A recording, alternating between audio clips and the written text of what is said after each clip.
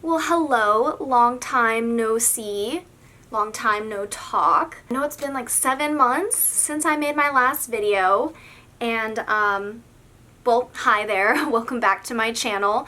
Or if you're new here, hi, welcome to my channel. I've been gone for a little while, and that's what this video is about. I'm gonna do a quick little life update for you guys so that you kind of know where I've been, why I've been gone for so long. And I know it seems like I do this every time I make a video and then I disappear for months on end, but if you've been here for a little while, you guys kind of understand or know why I've been gone and why I seem to keep disappearing. And after this life update, I will definitely be putting out more content for you guys that's actually helpful and useful regarding gastroparesis and spreading awareness again. It's just I feel like I need to explain myself, and I know some of you are curious as to what's been going on with me. So I'm so glad to be back and to be able to talk to you guys and update everyone. So let's get into it. If you've never been here before, my name is Kat, and this is my channel, A Gut Feeling, where I spread awareness about gastroparesis, a stomach disorder that I live with. Instead of me just talking at you guys like I normally would, I have another painting that I've been working on, and alas, it is another giraffe. If you guys were here for one of my other update videos, I was painting, it was a different giraffe picture, which I have not finished yet, and I've moved on to this one, so I have commitment issues. Anyway, so this is the giraffe I've been working on right now. It's almost, I'm sure, like it looks like it's pretty much done, but there's a lot of finer little touches I need to finish. I need to put my hair up, to put on my my painter's apron. Isn't this cute? Look, it's all different artists as owls. I don't know, I thought it was cute, so I want to show it off. But let me put this on and let me put my hair up and I'll be right back. Where'd you go, Ellie? Oh, there you are. Hi. You say hello? No one's seen you in so long. Come here. Oh, hi, baby. It's really funny because she's been a great emotional support animal, even though I've never trained her to be. There's a lot of times when I, like, get anxious or sad or, like, cuss out loud or sigh. She comes running up to me and she does this. She puts her paws on my chest. Insert photo here. Because you're such a good girl and you love me, huh? Yes. Okay. Okay, you get down now. You can get down now. Belly rubs for the deli bob. I don't know. Okay, anyway. So I don't know if you guys can tell, but I have awful dark circles and bags under my eyes. One of that would be the reason that I'm not sleeping well, but mostly because I'm on prednisone again. My face is breaking out. Thank you, prednisone. At least I can breathe, I guess. We'll get into that. So, okay, so you can't really see my painting anymore. I don't know. Just a second, sorry. Okay, I'm gonna sit like this, and I mean, I'm gonna be like trying to look at you guys, but mostly looking at this. So, where have I been? Where have you been? Sorry, Harry Potter. No note. Caw gone. Okay, I'm done. I know in my other videos I mentioned that I was in school, I was taking classes, and I was going for radiology. So first of all, I was taking the second part for bio, anatomy and physiology. Oh, it was stressful, and that class alone was making it difficult for me to stay afloat, keep mentally sound and sane. And then I was also taking an intro to radiology, so I could kind of get an feel for like what every day would be like and what really goes into becoming a radiology tech and blah blah blah. So unfortunately, I've realized that radiology, I don't think, is a route that would be good for me long term. I feel like a lot of people think as a radiology tech, you're just sitting there pushing a button, maybe wheeling patients around, but the thing is, like, it's much more laborious than people tend to realize. You're pushing, you're pulling, you're standing, you're moving, you're moving, you're doing this with patients, and a lot of these patients are gonna be bigger than me. I only weigh 100 pounds. But my biggest thing is because of my gastroparesis. People who have been here for a little while know that the biggest way that I function and can be even semi-normal and have some semblance of a normal life is the fact that I use medical marijuana. And in the medical field as a job, even though now in Virginia and many other states it's becoming medically legalized, even recreationally legalized in some states, I don't see it in the near future or even in a far future, even if it's federally regulated. I don't see me being able to work a job where I have to depend on that. And there's always a risk that if I get caught or drug tested, I'm fired. But the biggest thing is that my registration gets taken away and I can never reapply for the program ever again. And that would have been a lifelong risk that I would have to take because I need to be realistic. You know, I depend on medical marijuana. It's the only thing that helps me eat without pain, without vomiting.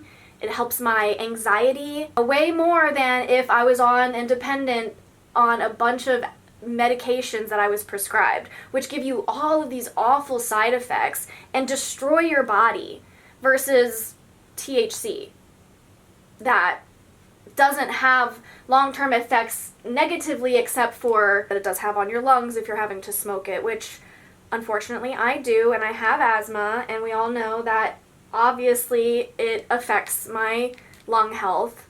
So I made the executive decision to stop pursuing radiology. I'm still doing classes. I'm going to have a full load coming up in August is when school starts. I'm going for a business administration / business management degree. You know, yeah, there's going to be places that still drug test or they have, you know, strict policies when it comes to medical marijuana, but I do feel like it's not as strict or limiting as it would be in the medical field. So, I don't know, I feel pretty confident about this new decision, and I'm excited to get started. And I think with this degree, I should be able to still get that within, like, the next 2 years time frame. So this is for the associate's degree, and then I'm going to start working after I get that associate's degree, and then slowly work up my bachelor's, because that's going to take another 4 years, unfortunately. So that's what's going on with school. It has been really stressful and just a process. I am really happy though that classes are still all online. Then I can like be sick at home and not have to worry about running out to the bathroom or missing something in class because I had to leave for a second to go to the bathroom because of like my nausea or whatever. And yeah, if I just feel bad, a lot of the teachers already record their classes, so I can like re-watch the recording, all of that. So that is nice. My health, my gastroparesis, I've been losing weight. I'm down to 100 pounds again. Like beginning of this year, like December, January, I was still at 110. But ever since then, I've just been losing weight, even though I've been able to consistently eat pretty well as long as I have my THC, and I'm still losing weight. Good old gastroparesis mystery, I don't know. So I was supposed to have an endoscopy and colonoscopy last week, but we had to move it because my lungs aren't doing good either. I apparently still have aspergillosis, or aspergillus. I still have aspergillus in my lungs. So I've had that for going on 7-8 months now.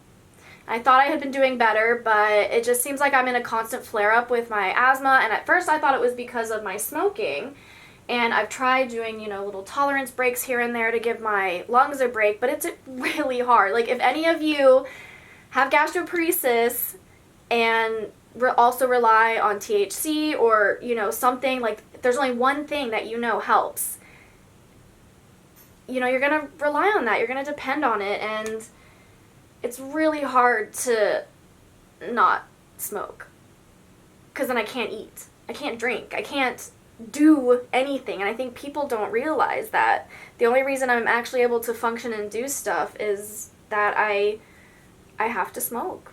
So yeah, so I have a CT scan in a couple weeks to check on my lungs after I've been on a round of prednisone. So I'm on prednisone for like a month and a half. I've already been on it for about 2.5 weeks now.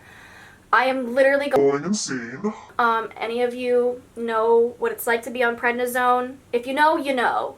And it's terrible. It's terrible. I'm just like, even now, I'm just like, oof, If you're on prednisone, you know what those sounds are.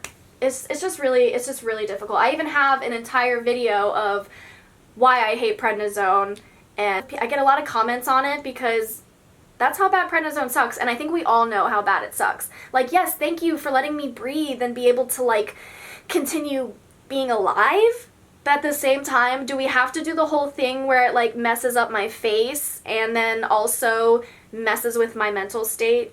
Because my mental state wasn't good before. Now imagine it. Now imagine it even worse. I laugh on the outside so I don't cry on the inside. And yeah, my mental health has been absolute shit, guys. It's been shit. I think a lot of us can relate coming out of the pandemic, even though things are starting to get a bit more normal, especially if you've been vaccinated. But the thing is, like, even though I've been vaccinated, now that I found out that I still have aspergillus, I still have to wear a mask. I've been wearing masks even before the pandemic. When I have really bad flare-ups, I'm also immunocompromised. I'm on medications that immunocompromise me. So I'm still having to make sure I'm doing the most to protect myself. So I still wear my mask here and there, but I've been going out a lot more, mostly because I need to distract myself, and I need to be around my friends, and I need to be out of the house doing things, because one of the biggest things that has happened is I'm now going through a breakup. Don't really want to get too public. I don't want to go into too many details. Just the fact is we broke up. It's going on 3 months now. We've been having problems a little bit longer than that. And we still live together for now. It's been really hard finding a place for him to move into. So, yeah. It's been really hard. It's probably like the hardest breakup I've had to go through, because usually when you break up with someone or they break up with you, like, they leave that day. They're gone. Like, you don't have to keep seeing them and it's in your face, you know. Here it's like, we're here, we live together.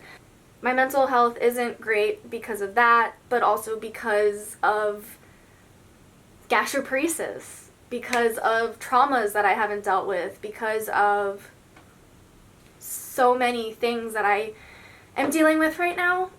So that's why I've been gone for a while. Like, it's so hard to... It's really hard to be vulnerable and completely open to the internet, even though I know a lot of you love me and respect me and are my friends and my family who are watching. It's hard to, one, be vulnerable and open up about things, and I want to be authentic, and I know people can relate, but then also, two, it is so hard to want to get in front of a camera and sit and talk when you know it's not even easy to get out of bed some days, most days, you know? It's just tiring. I haven't had motivation. I have had no motivation. Like, this has taken me months to do, and, you know, I'm proud of myself that I'm actually doing it. Making videos has just been really hard for me lately, and especially because I've been just getting in my head a lot. Like, I'm like, I was comparing myself to too many people on social media and the internet, and we all know that that's not good for your mental health either. And I'm just like, okay, well, suddenly I'm losing my authenticity because now I'm trying too hard, and I don't want my videos to come off like that. Trying to put on a face and sit here and talk and not sound scatterbrained, it's difficult. So even though this brings me joy and this brings me joy, at the same time, it brings me a lot of anxiety too. But I am fully ready to be back, to be present, to make you guys content that's actually helpful or fun. And it leads me into my next thing. I know some of you on here are interested in my messy videos or like my pieing videos, I finally have a Patreon. Well, I call it a Pietreon. I am working on the tiers. I will put out a video letting you guys know when it's actually posted, where I'll be doing slime videos, I do pieing videos, shaving cream, foam, you know, things like that. So hopefully some of you guys are excited for that. I know a lot of you are like, wait, what is this? This is weird. What are you even talking about? Don't worry about it. You don't need, if you don't already know, you don't need to know. You don't need to get into it if that's not your cup of tea. And then that kind of leads me into my next thing. I recently reached 1,000 subscribers on this channel. Amazing. I know it's not like a whole lot, but like, it kind of is. Like when you think about it, 1,000 of you are interested in listening to me ramble and give my experience into gastroparesis and things like that. And I think that's one of the biggest motivators is, okay, that sounds bad. Like, I'm not doing this for the subs. I'm doing it to help people, but the fact that, like, I have now reached 1,000 people reaching out to me on my Instagram, asking for advice, just letting me know that they appreciate the content that I've made and that I help them, like, that is why I started this channel. Because when I got gastroparesis, I felt completely alone because your doctors don't give you information. Sure, you can go and read as much as you want on WebMD or any other, I wouldn't use WebMD by the way, I have links down in my description below where you can learn about gastroparesis. But the thing is, like, it's so much nicer and easier to be able to just go to YouTube or go to Instagram, TikTok, wherever, and see people that you can relate to because they've gone through it or they're going through it and they can give you a little bit of an insight. You know, I'm not a doctor. I'm nowhere near like a nutritionist or anything, but these are just like my opinions and what I've experienced with my gastroparesis and my chronic illnesses. And I'm going on a tangent. I just wanted to say that, like, this is what's motivating me to get me back out there and to be able to make content for you guys is because I do want to help and I enjoy helping you guys. You know, I don't want people to feel isolated and alone. And that kind of moves me into the next thing is I do love when you guys reach out to me and try to connect with me if you have any questions or concerns or you just need a vent to avoid. I am there. You can always slide into my Instagram DMs. I am there. If I don't answer for a few days, I apologize. And I have a lot on my own plate, and sometimes I don't always know what the right thing is to say or the best thing is because I can say, you know, do this or this happened to me until I'm blue in the face. But the thing is, like, we all are experiencing our illnesses individually, and they're also different. Like, yes, gastroparesis has a lot of the same symptoms, a lot of the same mental aspects, but the thing is, like, it does affect everyone differently. Like, I don't even consider myself that bad off compared to quite a few of my friends. And I know you're not supposed to compare, but it is really hard. I do consider myself to be lucky because I can rely on THC. I have so many friends who have gastroparesis can't smoke at all because they're allergic or it makes them even worse. I couldn't imagine. I can't, like, I can imagine because I've been there. There's been times where smoking didn't help at all. When I was very, very sick, when it's that bad of a flare-up, sometimes just nothing helps at all, no matter what. Like, you just have to go through it. And there are plenty of you on here who know that I have lost friends to gastroparesis or, you know, died by suicide because they couldn't handle it anymore. Because there's not a lot of relief. There's not a lot of treatments. That being said, though, August is Gastroparesis Awareness Month, and I've actually had quite a few people contact me saying that they now are hearing commercials about new experimental medications that are coming out, that they're looking for people for trials and volunteering and things like that. But the fact that, like, they're like, oh, I just heard a commercial about gastroparesis and I'd never heard of it before, and now here we are getting like actual commercials and ads, and it's being discussed more, which is good. That's good. Wow, I look so tired. I need to sleep for like an entire 2 weeks straight.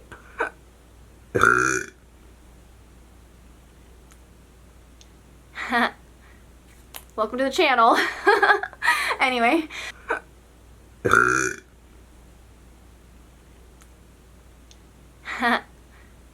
Welcome to the channel.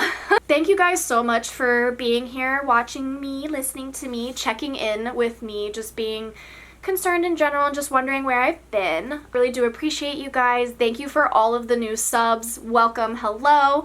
I do actually promise that I'll be putting out more content that's actually helpful and more relatable to people with gastroparesis as like individuals. You know, there's a lot of chronic thoughts that I've been having chronically on my mind that I'd love to get out and rant to you guys about. So more and more content to be coming out gradually, and eventually I'm hoping I can get back on that time frame where I'm posting every Sunday, Monday-ish. I hope everyone is staying safe and as healthy as possibly can. Hopefully staying as sane as you can, even though the world is opening up a little bit more. I know a lot of us are still having to quarantine, are still staying indoors, not able to go out. It's a very weird feeling, like, yeah, we're back to normal, but it's not. It feels just very odd. Alright, well, I love you guys so much, honestly, and you all really have been there for me, and I just want to reciprocate that. Okay, my video stopped because I couldn't even think of, oh my goodness, oh gosh, where is my brain? Anyway, hopefully you guys are a little bit more sane than me. Stay safe, stay healthy. Please don't forget to do all of the things on the screen if you're interested in keeping up with my journey And seeing my face and listening to my voice. Thanks for checking in with me, guys, and I will catch you in the next video. Bye.